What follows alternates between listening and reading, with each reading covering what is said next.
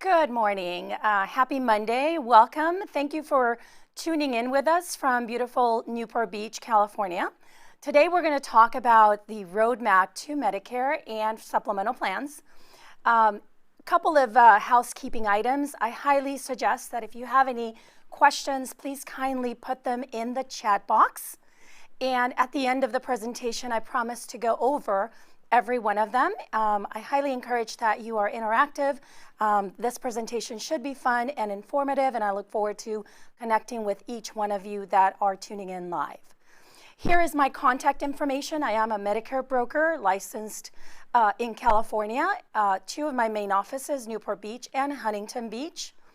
And this gives you a little bit of my background and experience. I've been in business for 30 years, have expertise in corporate banking, commercial real estate owned, and insurance and financial industry. I've been independently owned for 15 years. I am an alum from UCLA, class of 91. I do have a diverse background, extensive knowledge in Social Security, long-term care, disability, Medicare planning, and everything that impacts income. I'm usually referred to as a wealth planner, also an expert in health insurance and safe money strategies. I do work under a team environment with other business leaders that bring an additional 20 years experience throughout the U.S.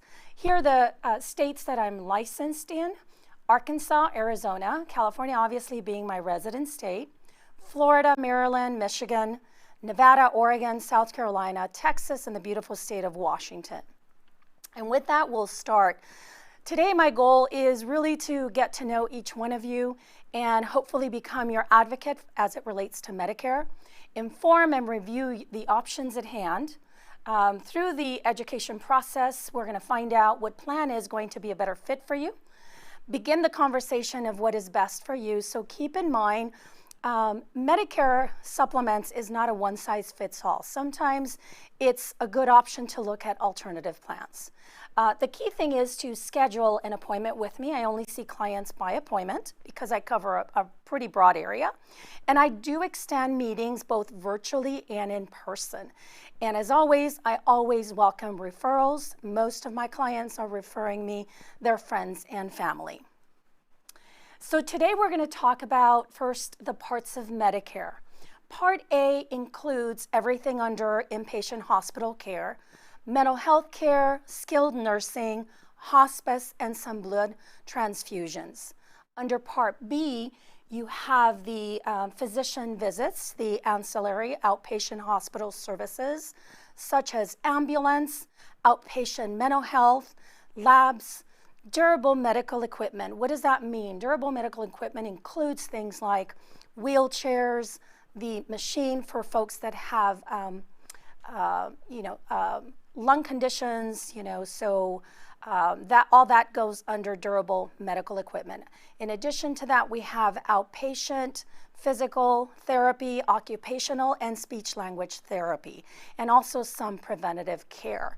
The key that's important about parts of Medicare is that Medicare, original Medicare, covers 80%. And so with that, it's very important that we cover some of those gaps. The deductibles for Part A is $1,484 in the first 60 days, and then it's $371 per day from day 61 through 90, and $742 from days 91 to 150. And after 150 days, there is no coverage. So it's very important to understand how that works as it relates to original Medicare. Under nursing home, the first 20 days is zero out of pocket. From day 21 to 100, it's $185.50 per day. And again, no coverage beyond 101 days. So it's very important to understand that Medicare does not cover long-term care. The premium currently for Part B is $148.50. It is going to be higher based on your income.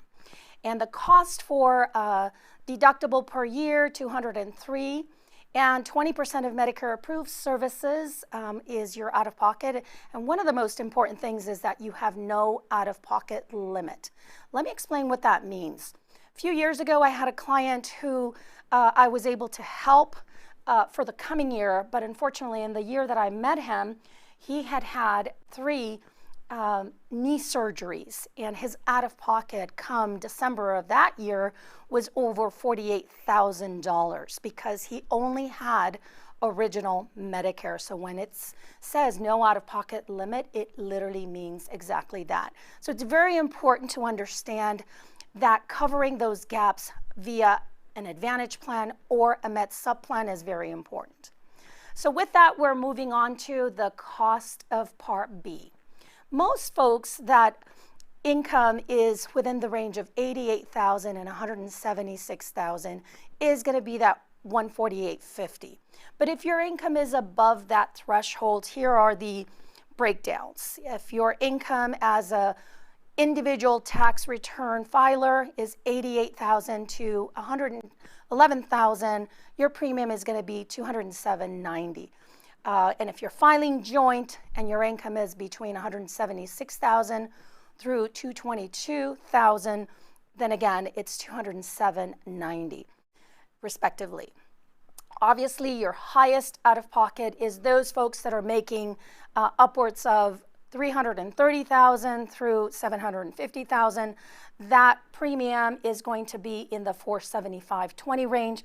And obviously, folks that make beyond $250,000 filing joint, that premium per month is $504.90. Again, these are numbers that if you're taking a copy of this particular slide, or you can revisit when we talk and have any questions. Very important. So again, I said earlier, when you are covering the gaps of Part B, you have 2 choices. You have the Med Supp, which is the conversation of today, and the Part C, which are also referred to as Advantage plans. So let's briefly talk about Advantage plans. Advantage plans are typically through approved carriers that are administering your original Medicare benefits. And it's usually a combination of HMOs and PPOs depending on the county that you reside. The key thing, if we're referring to an HMO, you're assigned a primary care provider, and that primary care provider is your quarterback of your overall care. That means if you have other conditions, that primary care provider will be referring you to other specialists for the benefit of your care. Most of these plans include a prescription drug plan, also referred to as MAPD. Again, a lot of acronyms in Medicare. But what's important is that through Advantage plans, you get a lot of these extra benefits. And let me go over briefly what those are. Gym benefits, chiropractic care, acupuncture, dental, vision, transportation, hearing, home-delivered meal programs, over-the-counter allowance, Fitbit, which is kind of nice, and the emergency response system. What that is, it's that GPS device for folks that are fragile. If they fall, it tracks them where they're at so that they can send help immediately to get them. So these are great benefits. And again, we will be able to discuss once we schedule an appointment to see which one is going to be a better fit for you. The Part D plans, also referred to as PDP plans, these are the prescription drug plans. You have a variety of plan options based on the county that you are in. If your income is above certain income limits, obviously the price will be higher than the norm. The average cost for most prescription drug plans start in the low 20s to as high as, $130, depending on the plan that we choose. A couple of other things, you have a 31% penalty for those beneficiaries that apply late. Here's the formula that, it gives you to be able to figure out if you fall under that late enrollment fee penalty for this year or the following. And in a supplemental plan, you will need to add a PDP plan to include it alongside with that supplemental plan. In an Advantage plan, if we're looking at an MAPD plan, it's already built in at no additional cost. Other things that are very important are the enrollment periods, folks. The initial enrollment period is primarily a 7-month enrollment period, and it begins 3 months before your birth month. your birth month being the 4th month, and 3 months after. So on your initial enrollment period, you have that big window to enroll. And then following that, you have the AEP, the annual election period. For 2021, 2022 is October 15th through December 7th of 2021. Once you make your selection, you'll be locked in for that year. Medicare Open Enrollment Period, MAOAP, is through January 1st through March 31st. And that means that for those folks that may have enrolled into a MAPD plan, and if they're not happy for whatever reason, they can opt back to original Medicare. And then lastly, you have your Special Enrollment Period, the SEP, which is granted when you have a qualifying event. A few of those qualifying events, moving, loss of coverage, if you're aging in, those are some of the few SEP periods that allow you to enroll throughout the year. If you're parting from an employer group health plan of 20 lives or more, it's very important to know that you are able to stay within that plan. However, if you're enrolled in an employer plan under 20 lives, or if you are in COBRA, or if you're a retiree, you no longer are eligible to remain in that large group plan, and you will be relegated to apply for Part B to fold on to Medicare. I highly recommend that you apply at minimum 8 months prior to your birth month. If you leave an employer plan after the age of 65, please keep in mind that there are specific forms through Social Security that you need to complete. Those forms are CMS L564 and CMS 40B. There's also a 10% per year penalty on Part B if you enrolled after 8 months from when you last worked, and a 12% per year penalty on the Part D if you enrolled after 63 days or more from when you last worked. So a couple of items, I know this is a lot of information. When you schedule an appointment with me, we'll go over, and I'll be asking pointed questions that are going to cue me in to understand what your situation is.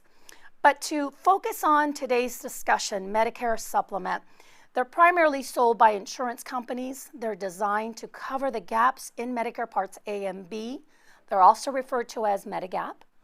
You have 10 standardized plans that allow for easy comparison. Massachusetts, Minnesota, and Wisconsin have different plan designs, and all the Med Supp plans are regulated by state and federal agencies. The key thing about Med Supp plans, plans F and G, are also available as high deductible plans by some carriers in some states. Plans K and L, after you meet the out-of-pocket year limit and your Part B deductible, the Medigap plan pays 100% of the covered services, and Plan N pays 100% of Part B coinsurance, except for a copayment up to $20 for some visits and $50 copayment for emergency room visits that don't result into an inpatient admission. All in all, I'll break it down in a way that is going to be easier to understand, to see what's going to be a better fit. And it's really going to depend on how much of it are you using month to month for me to be able to gauge and recommend the best plan for you. Here's the diagram that goes over all the letters and their coverages. You know, the most popular plan obviously is Plan G, not the high deductible Plan G, the straight Plan G. Obviously, if you are 65 prior to January 1st of 2020, you'll also be eligible for Plan F, which is the higher end plan. Medigap plans after January 1st of 2020, Plan G high deductible. Again, that is the high-end plan that's available if you turn 65 after January 1st of 2020. Here's an example of Plan G's high deductible plan. The out-of-pocket limit is $2,370. In the example of a 65-year-old female in Newport Beach, the cost with United is $152.56 on the regular Plan G plan. On the high deductible plan, that price is $48.26, and the carrier that's available is Mutual of Omaha, also a rated A carrier. But one thing to keep in mind is, in order for this plan to work, you first have to meet that $2,300 out of pocket. So when you do the math, honestly, the regular Plan G is going to be a better option. The high deductible Plan G, Medicare A and B still pay 80%, and then you add that supplemental plan. Again, out of pocket $2,370. Once you've reached that, then Plan G pays everything at 100%. Doctor visits under Medicare approved amounts, $100. Medicare pays $80, leaving the client 20%, $20, which applies towards that deductible. A member is hospitalized, Medicare pays for the hospitalization minus the Part A deductible, the $1,484, which applies to the deductible. Med Supp plans also have a secondary payer to Medicare, again, pays after Medicare pays. They are guaranteed renewable, meaning that you cannot be canceled as long as you are paying that premium. You have the freedom to see any provider facility that accepts Medicare. About 95% of all physicians and 98% of all facilities are contracted throughout the U.S. Clients can enroll anytime during open enrollment, guaranteed issue, or underwritten. Clients must purchase a Part D if they want prescription coverage. So in a nutshell, it's a great option, especially if most of your doctors only accept a PPO provider. Med Supp plans, the client pays the premium. It usually changes annually. Depending on the carrier, those premiums will be pretty steady. The better the coverage, the higher the premium. In the event of Plan F, which has the highest premium, and Plan K, if available, which has the lowest premium. Again, for those folks under Plan F, you would have had to have turned 65 prior to January 1st of 2020 to be eligible. Why are Supp plans better? Well, again, fully insurable, guaranteed renewable, annual rate increase, any provider or facility that accepts Medicare, unrestricted enrollment, underwriting, separate Part D, and then federally and state regulated. This is really important. If you are turning 65 and you're trying to decide which is better, and let's say that, God forbid, you have been diagnosed with cancer, I would normally, if you are able to bear the cost of the supplemental, I would recommend to opt into the supplemental because it's going to give you a lot more flexibility and you don't have to be worried about underwriting, because when you are new to Medicare and you're aging in at age 65, it is guaranteed insurability. So that becomes very important. Here's a couple of case studies. We have Matt, who lives in Seattle, Washington. He is 65, retiring from his job, dealing with a chronic condition that has him visiting his doctor on a monthly basis. I advised him he eventually needed specialized surgery in the future, and so the doctor recommended that he may go to Mayo Clinic to have that done. Matt signed up under Aetna Plan F, being a rated A carrier with a stable rate history, which allows him to use his Medicare benefits at Mayo Clinic when the time comes. And it's important because Aetna was the carrier that he had through his former employer. In the case of Kurt, he lives in Nashville, Tennessee, 63 years of age, qualifying for Medicare due to a disability, and that keeps him from working, and so he is being treated for pain management medication, and fears that he'll need help of a wheelchair in the future to stay independent, so may need to move into an assisted living facility. He lives on a fixed income through Social Security and his 401k, so he cannot afford any surprises. So what we did is we signed him up under Mutual of Omaha Plan F. The rates are the same as someone who is 65 in that state. That average increases 2.1%, which again is very low in comparison to other carriers.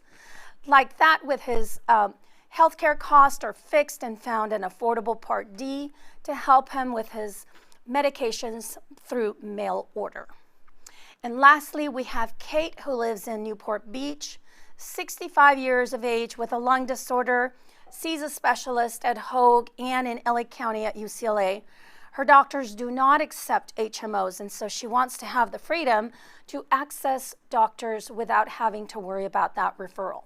So we definitely looked at the AARP United Plan G plan, added an affordable Part D to get her medications via mail order, and likes knowing that her monthly costs are fixed and reasonable and not expect, any coinsurance bills.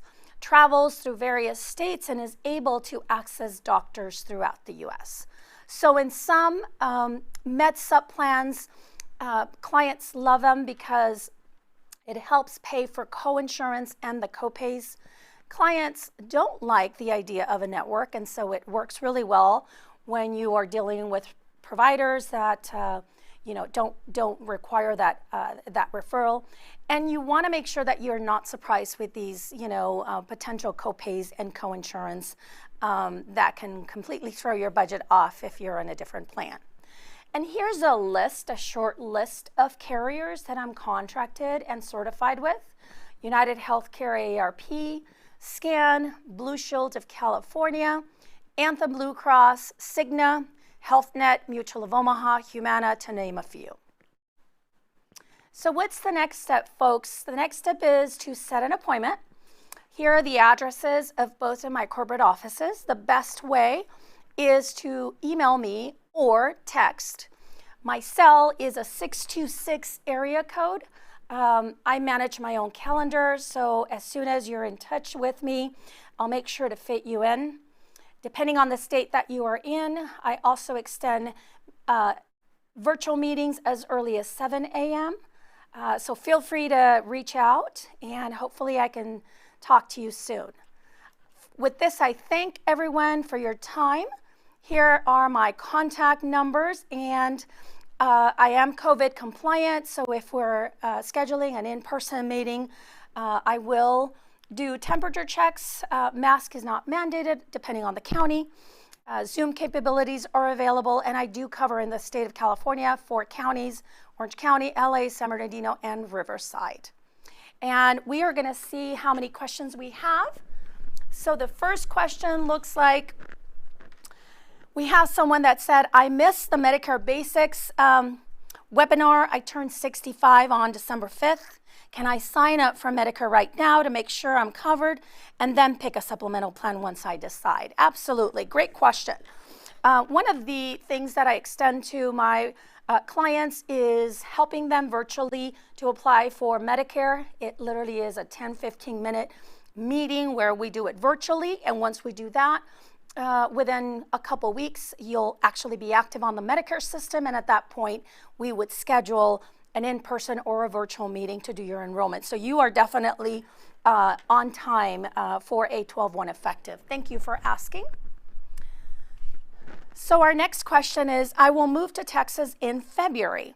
I now have Kaiser, but I want to go with a supplement PPO. I have been thinking of Aetna or Anthem. Can I change my insurance in California before I move?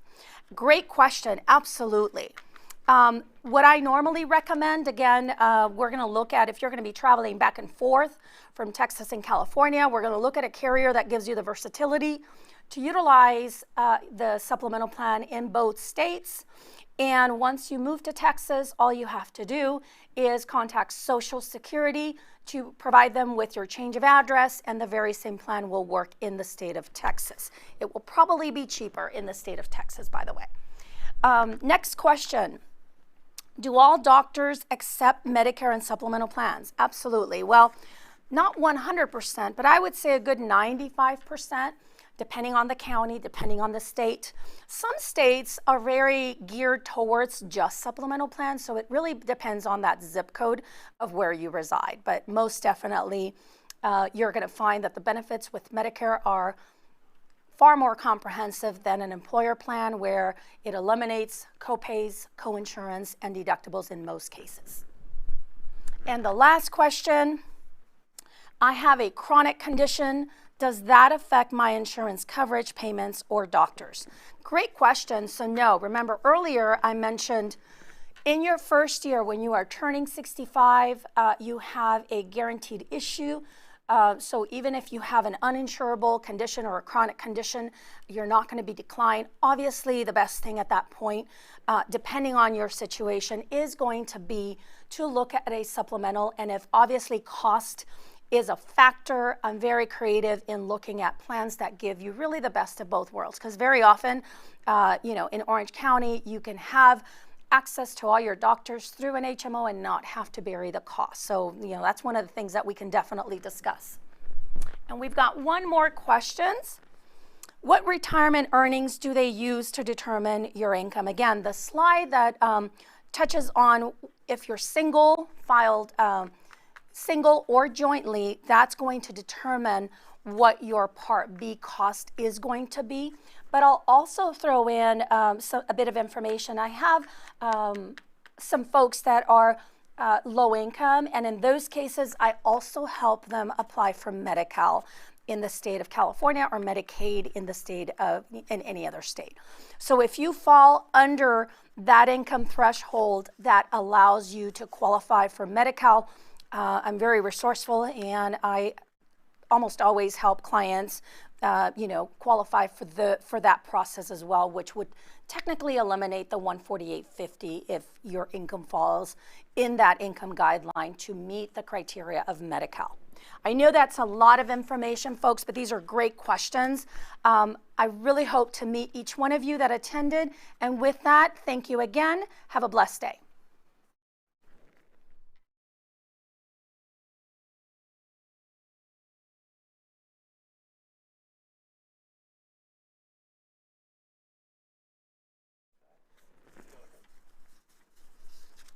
We've got one more question, folks, so thank you for coming up with some great questions.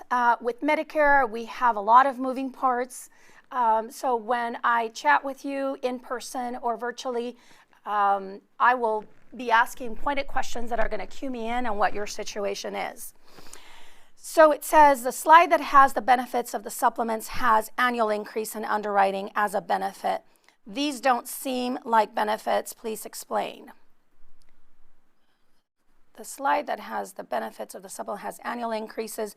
Okay, if we're referring to the slide that has the sliding scale of the higher cost, it is based on the income of the individual. So, those are actually the cost for the Part B. It is not the cost for the supplemental. So I'll give you an example.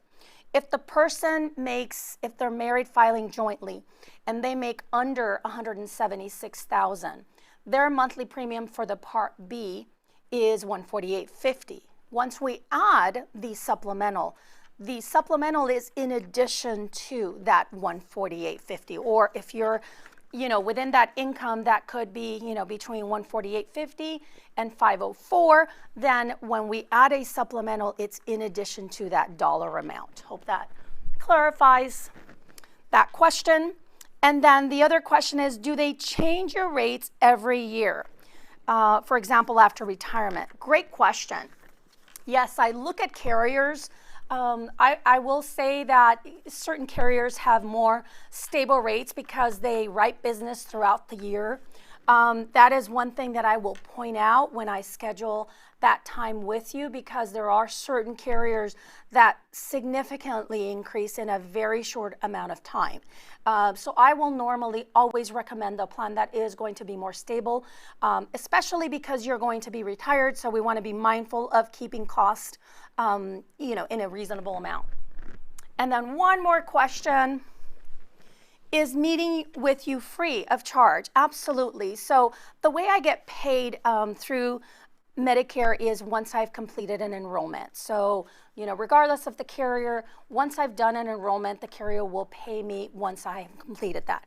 I spend usually at a minimum an hour to an hour and a half, depending on the amount of questions and depending on how many doctors, prescriptions, because there's a lot of behind the scenes planning that goes into this, for the meeting that we schedule either in person or virtually. But most important, most of my clients see me as their advocate. I highly encourage that they reach out to me because I'm usually able to address most questions and help them with their concerns. So again, with that, I look forward to speaking and meeting each one of you. Thank you for tuning in, and you guys have a wonderful rest of the week.